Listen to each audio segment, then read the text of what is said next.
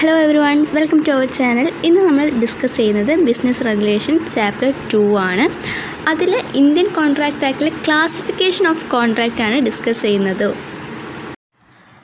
കോൺട്രാക്റ്റിനെ 3 രീതിയിൽ നമുക്ക് ക്ലാസിഫൈ ചെയ്യാം. ഒന്ന് അതിൻ്റെ വാലിഡിറ്റി അല്ലെങ്കിൽ എൻഫോഴ്സിബിലിറ്റീൻ്റെ ബേസിസിൽ, സെക്കൻഡ് വൺ ഫോർമേഷൻ്റെ ബേസിസിൽ, തേർഡ് വൺ പെർഫോമൻസിൻ്റെ ബേസിസിൽ. 3 വാലിഡിറ്റി, ഫോർമേഷൻ, പെർഫോമൻസ്. മറന്നു പോകരുത്.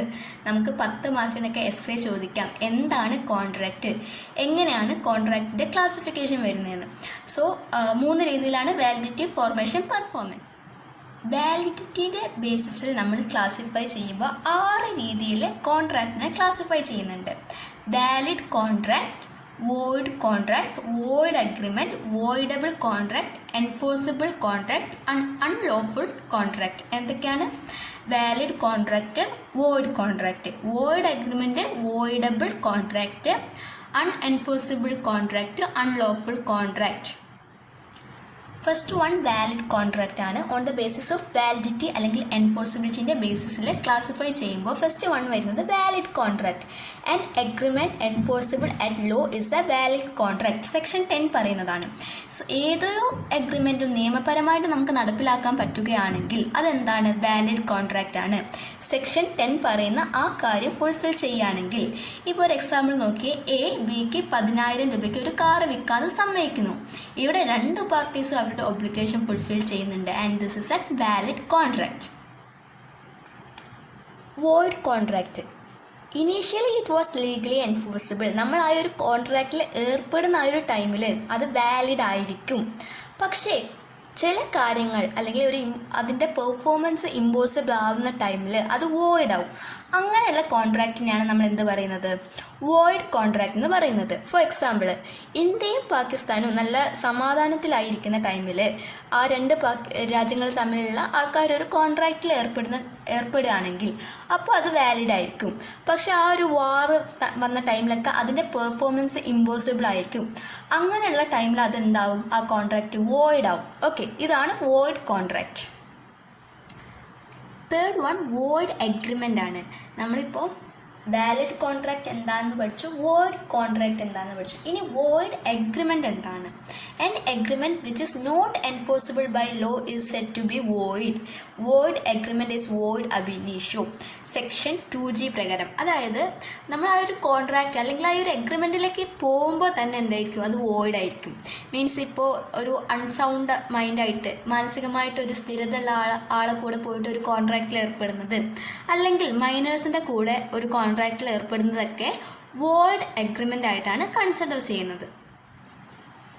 Fourth one voidable contract. According to section 2A, an agreement which is enforceable by law at the option of one or more of the parties thereto, but not at option of others or other, is a voidable contract.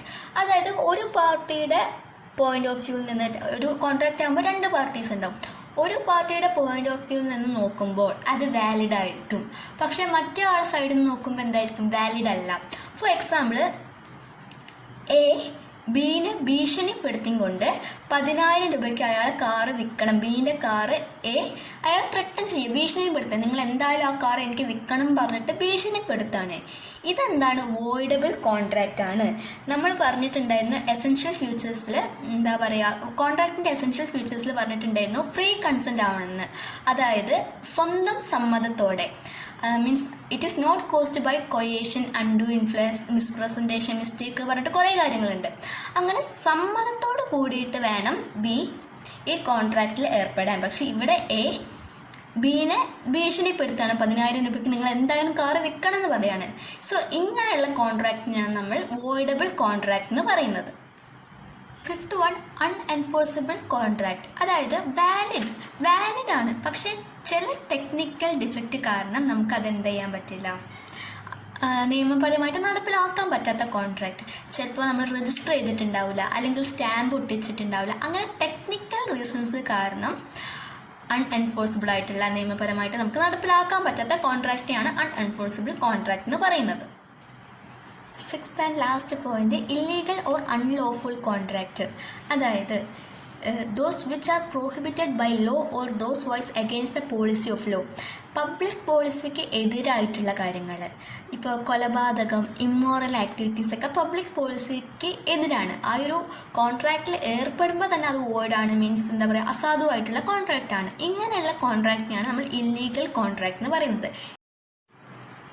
On the basis of enforceability നമ്മൾ valid contract എന്താണെന്ന് പറഞ്ഞു, void contract എന്താ പറഞ്ഞു, void agreement പറഞ്ഞു, voidable contract പറഞ്ഞു, unenforceable contract, unlawful contract. ഇത്രയാണ് വാലിഡിറ്റീൻ്റെ ബേസിസിൽ വരുന്ന classification. ഇനി നെക്സ്റ്റ് നമുക്ക് നോക്കുന്നത് എന്താണ്, ഫോർമേഷൻ. വാലിഡിറ്റി നമ്മളിപ്പോൾ പറഞ്ഞു കഴിഞ്ഞു. ഇനി ഫോർമേഷൻ്റെ ബേസിസിൽ എങ്ങനെയാണ് ക്ലാസിഫൈ ചെയ്തിരിക്കുന്നതെന്ന് നോക്കാം. ബേസിസ് ഓഫ് ഫോർമേഷൻ, ഒന്ന് express contract, second one quasi contract, third one implied contract. 3 ക്ലാസിഫിക്കേഷനാണ് വരുന്നത്, express, quasi, implied. First one express contract ആണ്. An express contract is that which is made in writing or by the words of mouth.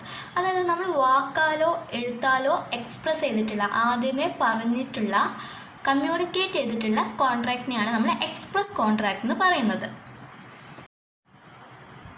കോഴ്സി contract ആണ്. അതായത് ഇതിൽ പറയുന്നത് ഇതൊരു contract ആയിട്ട് നമുക്ക് അങ്ങനെ കൺസിഡർ ചെയ്യാൻ പറ്റില്ല, നിയമം ഉണ്ടാക്കിയിട്ടുള്ള ഒരു കോൺട്രാക്റ്റാണിത്. അതായത് രണ്ട് പാർട്ടീസിനും, ഇതിലുള്ള രണ്ട് പാർട്ടീസിനും ഇങ്ങനെ ഒരു ഇൻറ്റൻഷൻ ഉണ്ടാവില്ല ഈ കോൺട്രാക്റ്റിൽ ഏർപ്പെടണമെന്ന്. ഇത് നമ്മുടേതായൊരു ധാർമ്മിക ബോധത്തിൽ വരുന്നൊരു കോൺട്രാക്റ്റ്. ഇപ്പം നിങ്ങൾ നടന്നു പോണ വഴിക്ക് നിങ്ങൾക്കൊരു മാല കിട്ടി, അത് അതിൻ്റെ കറക്റ്റ് ഓണർ എടുത്ത് കൊടുക്കണം എന്നുള്ള ആ ഒരു ബോധം, അങ്ങനെയുള്ള കോൺട്രാക്റ്റിനെയാണ് നമ്മൾ എന്ത് പറയുന്നത്, കോഴ്സി കോൺട്രാക്റ്റ് എന്ന് പറയുന്നത്. Third one implied contract. നമ്മൾ എക്സ്പ്രസ് കോൺട്രാക്റ്റ് പറഞ്ഞു, വാക്കാലോ എഴുത്താലോ നമ്മൾ നിശ്ചയിച്ചിട്ടുള്ളൊരു കോൺട്രാക്റ്റാണ് എക്സ്പ്രസ് കോൺട്രാക്റ്റ്. ഇതിൻ്റെ നേരെ ഓപ്പോസിറ്റാണ്. അതായത് വാക്കാലോ എഴുത്താലോ നമ്മൾ ഇങ്ങനെ ഒരു കോൺട്രാക്റ്റിൽ ഏർപ്പെടുന്നില്ല. അവിടെ നമുക്ക് ചുറ്റും നടക്കുന്ന ആക്റ്റിലൂടെയോ അല്ലെങ്കിൽ അതിൻ്റെ ഒരു സ്വാഭാവികതയിലൂടെയൊക്കെ വരുന്നൊരു കോൺട്രാക്റ്റ്. ഫോർ എക്സാമ്പിൾ, ഇപ്പോൾ നമ്മളൊരു ബസ് കയറിയിട്ട് അതിൽ കറക്റ്റ് നമ്മുടെ ഡെസ്റ്റിനേഷനിൽ ആ ബസ് എത്തിക്കുന്നു, അതിന് നമ്മൾ ബസ്സിൽ ടിക്കറ്റ് എടുക്കുന്നു. പക്ഷെ നമ്മൾ ആക്ച്വലി അവിടെ ഒരു കോൺട്രാക്റ്റിൽ ഏർപ്പെടുന്നുണ്ട്, നമ്മൾ പൈസ കൊടുത്തു, അവർ നമ്മൾ ആ ഡെസ്റ്റിനേഷനിൽ എത്തിക്കുന്നു. പക്ഷെ നമ്മൾ വാക്കാൽ ഞാൻ ഇത്ര പൈസ തരുന്നു, നിങ്ങൾ എന്നെ അവിടെ ഇറക്കണം എന്ന് പറഞ്ഞിട്ട് നമ്മളൊരു അഗ്രിമെൻ്റ് വെച്ച് കോൺട്രാക്റ്റിൽ ഏർപ്പെടുന്നില്ല. പക്ഷെ എന്താണ്, അത് അവിടെ ഇംപ്ലൈ ചെയ്യുന്നുണ്ട് സെയിം കാര്യം. അങ്ങനെയുള്ള കോൺട്രാക്റ്റിനാണ് ഇംപ്ലൈഡ് കോൺട്രാക്റ്റ് എന്ന് പറയുന്നത്. ഇനി നമുക്ക് നോക്കാനുള്ളത് ഫോർമേഷനും കഴിഞ്ഞു. ഇനി പെർഫോമൻസിൻ്റെ ബേസിസിൽ കോൺട്രാക്റ്റിനെ ക്ലാസിഫൈ ചെയ്തിട്ടുള്ളത് 4 എണ്ണമായിട്ടാണ് ക്ലാസിഫൈ ചെയ്തിട്ടുള്ളത്. ഏതൊക്കെയാണെന്ന് നോക്കാം. പെർഫോമൻസിൻ്റെ ബേസിസിൽ ഫസ്റ്റ് വരുന്നത് എക്സിക്യൂട്ടഡ് കോൺട്രാക്റ്റ് ആണ്. ഇവിടെ പറയുന്നത് when A contract has been completely performed. A ബിക്ക് 50,000 രൂപയ്ക്ക് കാറ് കൊടുക്കാമെന്ന് പറഞ്ഞു. ബി തിരിച്ച് 50,000 രൂപ കൊടുത്തു. എ അവിടെ ബിക്ക് കാറും കൊടുത്ത്. ഇനി അവരുടെ ഇടയിൽ ഒരു കാര്യവും നടക്കാനില്ല, അവരുടെ കോൺട്രാക്റ്റ് കഴിഞ്ഞു, ഒന്നും തന്നെ പെർഫോം ചെയ്യാനില്ല. ഇങ്ങനെയുള്ള കോൺട്രാക്റ്റിനെയാണ് നമ്മൾ എക്സിക്യൂട്ടഡ് കോൺട്രാക്റ്റ് എന്ന് പറയുന്നത്. സെക്കൻഡ് വൺ എക്സിക്യൂട്ടറി കോൺട്രാക്റ്റ് ആണ്. Where one or both the parties to the contract have still to perform their obligation in future. നമ്മളൊരു കോൺട്രാക്റ്റിൽ ഏർപ്പെട്ടു, അല്ലെങ്കിൽ ഞാൻ എൻ്റെ വീട് പെയിൻ്റ് അടുപ്പിക്കാൻ ഒരാളെ കൊണ്ട് പറഞ്ഞു, അദ്ദേഹം പറഞ്ഞു അടുത്ത മാസം ഞാൻ വരാം. അപ്പോൾ ഞാൻ പറഞ്ഞു ഓക്കെ, ഞാൻ 5,000 രൂപ നിങ്ങൾക്ക് അപ്പോൾ തരാമെന്ന് പറഞ്ഞു. ഇവിടെ ഞാൻ പൈസ കൊടുക്കാനും അവരെനിക്ക് പെയിൻറ്റ് അടിച്ച് തരാനും ഉണ്ട്. പക്ഷെ നമ്മുടെ ഒബ്ലിഗേഷൻ ഫ്യൂച്ചറിലേക്ക് നിൽക്കുകയാണ്, ഇപ്പോഴും പെൻഡിങ് ആണ്.